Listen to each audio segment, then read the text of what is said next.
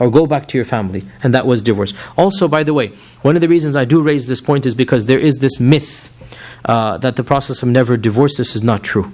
This is simply not true. And I say this because, unfortunately, there is a stigma in the Muslim community attached to divorcees. And this stigma has no basis in the Sunnah whatsoever, in the Quran or Sunnah. And it is amazing that this stigma exists because the majority of the Prophet's wives were divorcees. In fact, all of them, other than Aisha.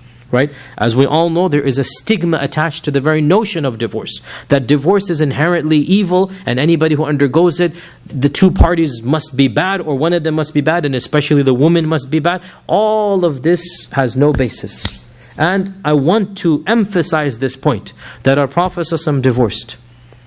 And this wasn't the only divorce. We'll come to it inshallah later on, but he divorced Hafsa. And Hafsa was in her iddah. And Jibreel came and said, take her back. And so he took Hafsa back. Because Allah said that she's going to remain your wife. So he took her back. So the stigma that we as a culture have for divorce really needs to be erased and cleansed. There's nothing wrong. Sometimes couples just don't get along. Okay, khalas. It's not the end of the world. It doesn't mean one of them are bad.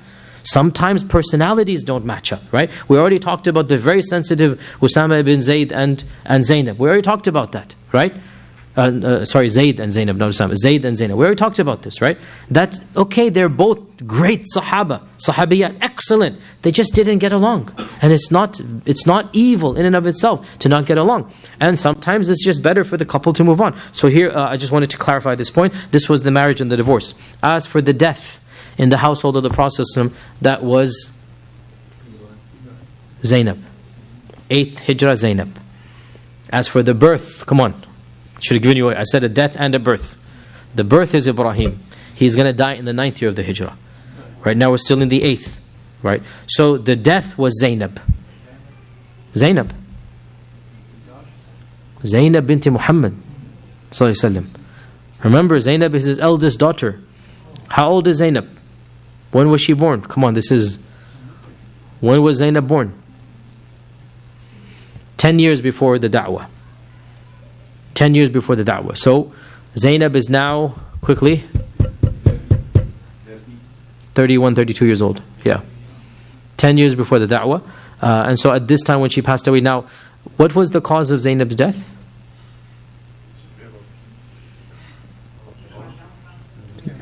She fell down from the camel at the Hijrah. And she never recovered from the bleeding. That whatever caused, remember the Habbar ibn al-Aswad, we talked about him. The Habbar dynasty also of India, we talked about that as well. Right?